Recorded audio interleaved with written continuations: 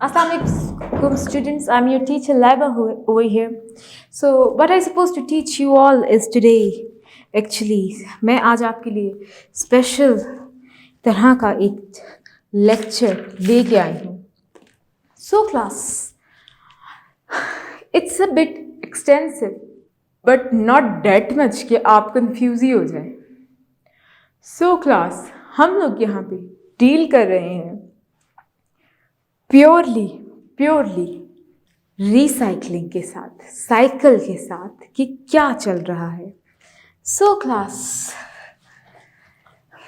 आप लोग रेडी रहिए क्योंकि ये वाला थोड़ा सा मुश्किल होगा, but as you can see कि मुश्किल तो है, नामुमकिन नहीं. सो हम लोग आज के दिन बहुत बड़ा सा ह्यूज सा डिस्क्रिप्शन लेने जा रहे हैं रिसाइकलिंग के ऊपर, साइकिलिंग के ऊपर. साइकिलिंग असल में कहते किसको है ये बताना चाहूँगी. साइकिल ये है कि मैंने एक गिलास पानी लिया और फिर वो पानी मैंने उठा के पौधे में डाल दिया. पौधे ने वो पानी एब्जॉर्ब किया और फिर थोड़ा सा एक्सक्रीट करने के बाद, सब करने के बाद थोड़ा सा इन्वायरमेंट में भेज दिया. इन्वायरमेंट में वो पानी बादल की सूरत में जाएगा, भाप की सूरत में जाएगा, वो मॉडरेट रखेगा.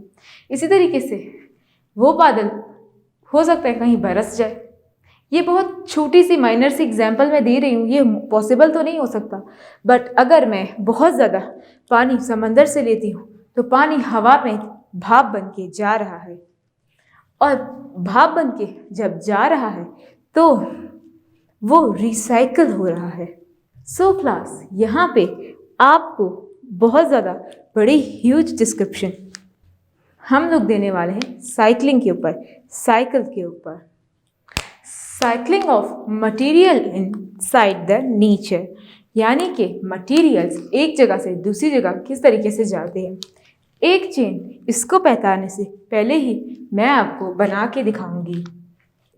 ऑटोट्रोफ जो अपनी खुराक खुद बनाते हैं, ऑटोट्रोफ अपनी खुराक खुद बनाने वाले प्लांट्स फिर हर्बीवोर्स खाते हैं, यानी कि जो अपनी खुराक खुद नहीं बना सकते. फिर कंज्यूमर्स उनको लेते हैं, यानी जो गोश्त खाने वाले ऑर्गेनिजम्स हैं. फिर गोश्त खाने वाले ऑर्गेनिज्म यानी कार्निवोर्स उनको फिर ओमनिवोर्स खा लेते हैं, और ओमनिवोर्स फिर इस तरीके से ये एक साइकिल दोबारा से चलता है, एनर्जी दोबारा से आपको मिलती है. सो क्लास, हम लोग यहाँ पे पढ़ने जा रहे हैं साइकिलिंग ऑफ मटेरियल्स. तो ये एक साइकिलिंग की एक एग्जाम्पल है. Cycling of materials. The chemicals found in living organisms are derived originally from the biotic components. तो एलिमेंट्स साइकिल होते रहते हैं, तो उनकी साइकिलिंग एक तरह से एबायोटिक कंपोनेंट से बायोटिक कंपोनेंट्स में चेंज होती रहती है. Such as soil, water and air. Soil एक तरीके से मिट्टी, पानी और हवा में ये एक तरीके से डायरेक्ट इनडायरेक्ट फॉर्म में जा रही होती है. These materials are cycle through the ecosystem. और इसके अंदर ये बात बताई गई है कि ये मटीरियल्स इकोसिस्टम में डायरेक्ट और इनडायरेक्ट फॉर्म में नज़र आ रही होती है. Are eventually return to the environment when waste products and dead bodies of organisms are decomposed by the bacteria and fungi. इसमें ये बात बताई गई है कि डायरेक्टली या इनडायरेक्टली वेस्ट प्रोडक्ट और डेड बॉडीज वापस से जा रही होती हैं एनवायरनमेंट में. एक तरीके से बैक्टीरिया और फंगस इनमें इम्पॉर्टेंट रोल प्ले कर रहे होते हैं, क्योंकि वो डिकम्पोजर्स का काम कर रहे होते हैं. They are available to reuse the by organisms. फिर यही फंजी और बैक्टीरिया एक तरीके से वापस से रीयूज किए जाते हैं ऑर्गेनिज्म से. Thus unlike energy, matter moves through the ecosystem in cycles. So ecosystem में मैटर एक जगह से दूसरी जगह मूव कर रहा होता है। The amount of matter that enters or leaves each cycle is relatively small. This fact is illustrated by the carbon, water and nitrogen cycles. So class, इसके अंदर ये बात बताई गई है कि रिसाइकलिंग का प्रोसेस एक तरीके से किस तरह होता आ रहा है।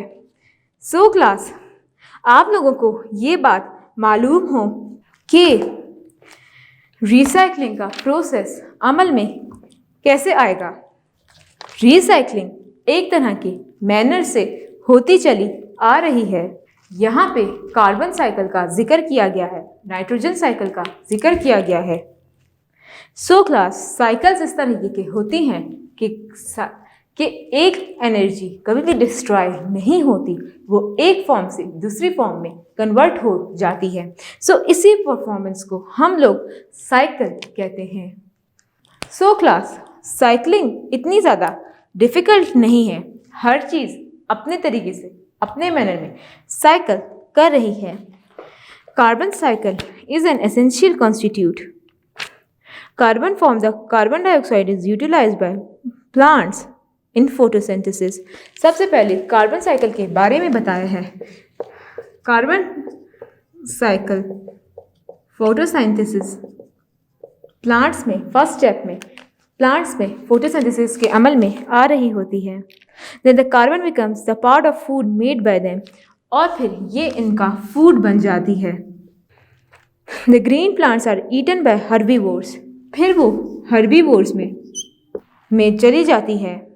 Which in return eaten by carnivores, फिर वो कार्निवोर्स में पहले खुराक कार्बन डाइऑक्साइड की सूरत में फोटोसिंथेसिस के ज़रिए प्लांट से हर्बीवोर्स वाले प्लांट्स यानी ग्रीन प्लांट्स के अंदर चली जाती है, फिर वो कार्निवोर्स के अंदर चली जाती है। CO2 is released in the atmosphere. Carbon dioxide is also released in dead organism. So फिर कार्बन डाइऑक्साइड CO2 रिलीज की जाती है in the atmosphere by the dead organism, यानी कि जब ये इसकी डेथ कार्निवोर यानी शेर वगैरह की डेथ हो जाती है, फिर वो वापस से इन्वायरमेंट में आ जाती है। When the dead organism is decomposed and decomposes from the atmosphere is again returned into the plant cycle is continues. तो प्लांट साइकिल इस तरीके से कंटिन्यू होती है। सबसे पहले कार्बन डाइऑक्साइड हवा में होती है। हवा से वो फोटोसिंथेसिस के अमल के ज़रिए एक तरह से फोटोसिंथेसिस का अमल के ज़रिए हर्बीवोरस प्लांट्स में चली जाती है। फोटोसिंथेसिस का अमल प्लांट के अंदर कार्बन को स्टोर करने का होता है। फिर उसके बाद वही फोटोसिंथेसिस के अमल के बाद वो हार्बीवोर्स में चली जाती है, फिर वो कार्निवोर्स में चली जाती है, और कार्निवोर जब मर जाते हैं तो वो वापस एनवायरनमेंट में जनरेट हो जाती है। Nitrogen cycle. Nitrogen is important for organism because it is essential part of proteins.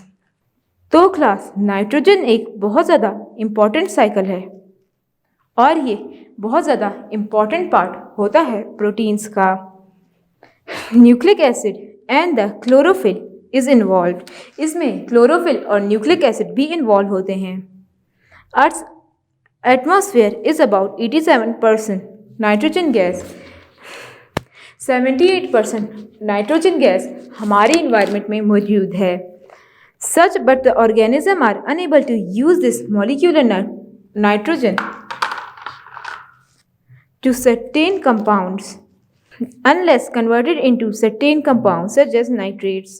So, nitrogen N2 हमारी सोसाइटी में मौजूद होती है, हवा में मौजूद है। N2 नाइट्रेट्स में चेंज हो जाती है। Molecular nitrogen unless is converted into certain compound, फिर ये कंपाउंड्स में छोटे छोटे चेंज हो जाती है। The nitrogen cycle is nitrogen cycle between the abiotic environment and organism has 4 steps. इसके अंदर 4 स्टेप्स होते हैं जिसकी मदद से नाइट्रोजन साइकिल आपको अमल में नजर आती है। The first step in the nitrogen cycle which is called biological nitrogen fixation. First step हम लोग बायोलॉजिकल नाइट्रोजन फिक्सेशन के नाम से मशहूर है। इसमें होता क्या है ये पढ़ते हैं। The nitrogen cycle in which the nitrogen abiotic environment into the organism. The first step of nitrogen cycle is called biological nitrogen fixation, involves in the conversion of gaseous NO2 into ammonia.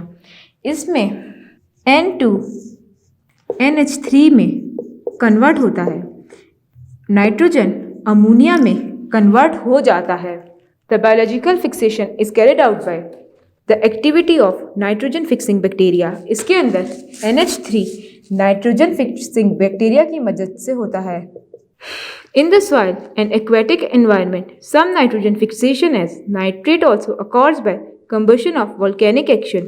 So nitrogen एक तरह से convert इस तरीके से भी होती है कि वोल्केनिक एक्शन यानी कि जब पहाड़ फट जाता है और उसके अंदर से लावा निकल रहा होता है तो भी ये नाइट्रोजन साइकिल सामने आती है। Some nitrogen fixation is the nitrates, also combustion of volcanic action and lightning discharge is the industrial means। यानी कि जो चीज़ें नाइट्रोजन फिक्सेशन की अमल में आ रही होती है वो इंडस्ट्रियल मीन्स पे भी समझ में आती है। यानी कि आपको NH3 इंडस्ट्रियल मीन्स पे नज़र आ रही होगी, यानी NH3 अमोनिया खाद बनाने के काम आता है और खाद अमोनिया ही होती है NH3। तो NH3 का असल में बेसिकली काम क्या होता है मैं यहाँ अभी इसी टॉपिक में इसी लेक्चर में बताऊंगी। एक बैक्टीरिया होता है जो नाइट्रोजन को अम्यूनिफिकेशन करके नाइट्रोजन फिक्सिंग बैक्टीरिया जो होता है वो उसको NH3 में कन्वर्ट कर देता है। The second step of cycle is nitrification. इसके बाद नाइट्रिफिकेशन का प्रोसेस आता है, involves in the ammonia NH3 nitrates and nitrification also accomplished by bacteria. So nitrifying bacteria दोबारा से नाइट्रेट्स की जो छोटे छोटे नाइट्रेट्स हैं उनमें कन्वर्ट होना होता है, तो ये नाइट्रिफिकेशन का प्रोसेस होता है। नाइट्रिफिकेशन का प्रोसेस है जिसमें NH3 नाइट्रेट्स में चेंज हो रहे हैं। The third step is assimilation. Third step इसमें हमें एसिमिलेशन का नज़र आता है। तो एसिमिलेशन का प्रोसेस इन्हीं के अंदर ही हो रहा होता है। एसिमिलेशन एक स्पेसिफिक प्रोसेस है जिसमें ये होता है कि plants through roots absorb the ammonia और nitrates and incorporate nitrogen into the protein, nucleic acid and chlorophyll. When animals consume plant tissue, plant nitrogen compounds converted into animal nitrogen compound, forming their bodies of animal. Nitrates बनने के बाद assimilation का process होता है जो third step है। इसके अंदर रूट्स एसिमिलेशन का प्रोसेस कर रहे होते हैं और एब्जॉर्ब कर रहे होते हैं नाइट्रेट्स को। The fourth step and the final step of nitrogen cycle is denitrification. इसके बाद फोर्थ स्टेप डीनाइट्रिफिकेशन का प्रोसेस होता है जिसमें during this stage the nitrogen containing waste dead bodies organism decompose to ammonia and nitrates and gaseous nitrogen action denitrifying bacteria. So class मैं अभी आपको शुरू से आखिर तक दोबारा से इसका मेथड बताऊंगी। 4 स्टेप्स हैं: biological nitrogen fixation, nitrification, assimilation, denitrification. Denitrification से लेके यहाँ तक का प्रोसेस साइकिल के फॉर्म में।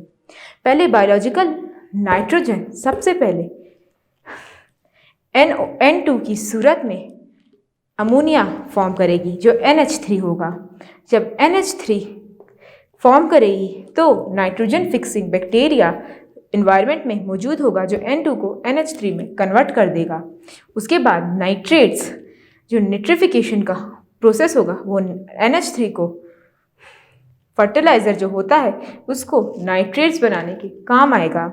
इसके अलावा रूट्स ऑफ प्लांट्स एसिमिलेशन का प्रोसेस स्टार्ट होगा, जिसमें प्लांट्स की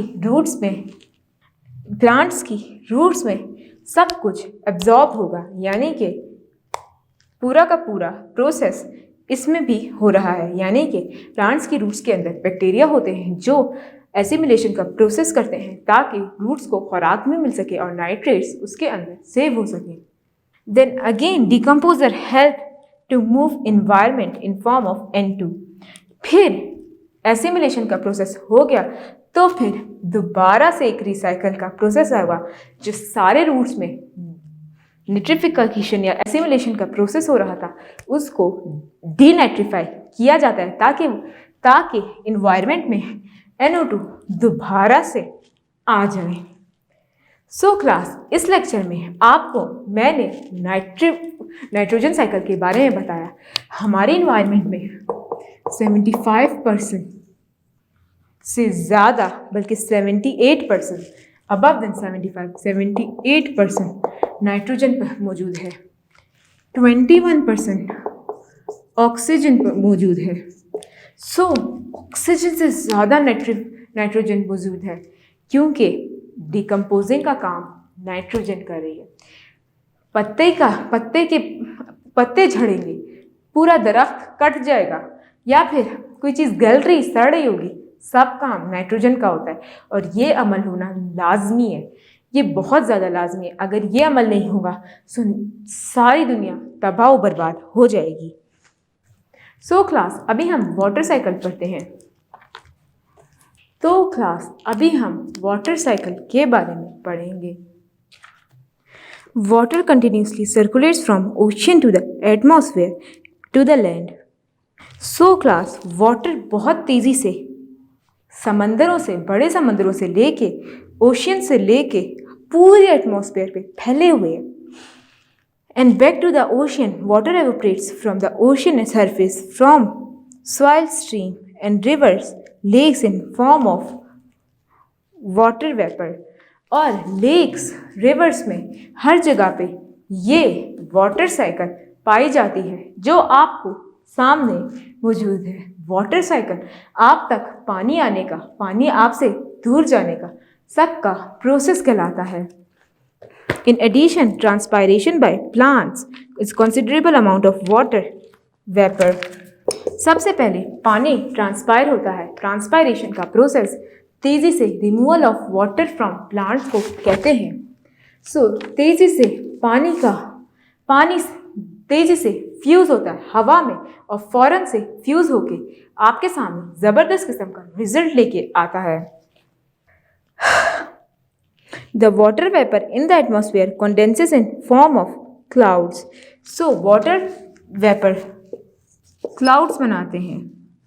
It eventually comes down to the lands and oceans। So यहाँ से भी clouds बन रहे हैं, यहाँ से भी clouds बन रहे हैं। Clouds बनाने का ये प्रोसेस है ट्रांसपायरेशन एंड प्लांट्स और लैंड्स एंड ओशन में से जो पानी है वो हवा में इवेपोरेट होके बादल बनाने का प्रोसेस कर रहा है। The water vapor condenses in form of clouds। It eventually comes down to the land and ocean and in form of precipitation, rain, dew, snow, hail, precipitation। Water by evaporate from land and re-enters the atmosphere directly and alternately. It may follow in rivers and streams and run off the reaching ocean. Some water percolates downward in the soil and become groundwater, and groundwater remain in the ground for 100 to many thousand years, but eventually supply water to the soil and streams and rivers to the plants to the ocean। So class, अभी मैं water cycle के बारे में huge description देने वाली हूँ। यहाँ पे ये बताया है सबसे पहले 2 तरीके से पानी आ रहा होता है। ट्रांसपायरेशन फ्रॉम प्लांट्स यानी removal of water from plants, clouds बनाते हैं। लैंड्स और ओशियन, हम लोग जो पानी इस्तेमाल करते हैं और वो हवा में भाप बन के उड़ रहा होता है, क्लाउड्स बन रहा होता है, वो पानी जमा होके बादल बना देता है। जब वो बादल पहाड़ी इलाकों में या फिर ज़मीनी इलाके में जाते हैं तो वो हेल प्रिसिपिटेशन, या तो वो कभी बर्फ़ कर देते हैं, या तो वो कभी पानी की बारिश कर देते हैं, या तो वो कभी ओलों की सूरत में प्रिसिपिटेशन कायम कर देते हैं। जब प्रिसिपिटेशन हो जाती है तो पानी ग्राउंड वाटर में कन्वर्ट होके ओशियन बन जाता है, और ओशियन ग्राउंड वाटर में कन्वर्ट होके हज़ारों सालों तक पानी फराहम करता रहता है। किसको फराहम करेगा? वो ग्राउंड वाटर के ज़रिए ही कोयटा में पानी आ रहा है, झील के ज़रिए पानी आ रहा है। ग्राउंड वाटर बोरिंग का प्रोसेस होता है, जब पानी ज़मीन के अंदर होता है उसको निकाला जाता है और फिर वो पीने का इस्तेमाल और कपड़े धोने और इन सब कामों के लिए होता है। इसी तरीके से मिट्टी वगैरह में पानी भी हम ग्राउंड वाटर से अक्सर डाल रहे होते हैं। फिर उसके बाद वही पानी एक तरीके से ओशन में नालियों के ज़रिए चला जाता है और फिर ट्रांसपायरेशन फ्रॉम प्लांट्स, क्लाउड्स और ये सब काम दोबारा से साइकिल में आ जाता है।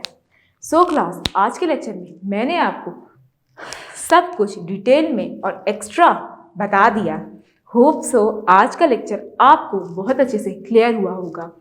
मैंने आपको नाइट्रोजन साइकिल, कार्बन साइकिल और वाटर साइकिल बताई। नेक्स्ट हमारा लेक्चर बैलेंस इन नेचर होगा और वो मैं आपको अगले लेक्चर में ज़रूर करवाऊंगी। होप सो आज का लेक्चर आपको क्लियर हुआ। फिर मुलाकात होगी अगले लेक्चर में नए टॉपिक के साथ। फिर मिलेंगे। अल्लाह हाफिज़। तब तक के लिए इजाज़त चाहती हूँ और मेरे लेक्चर को गौर से सुनिएगा। ये लेक्चर बहुत ज़्यादा इम्पॉर्टेंट है और इसी की वजह से हमारी दुनिया में बैलेंस कायम है। फिर मुलाकात होगी अगले लेक्चर में। अल्लाह हाफिज़।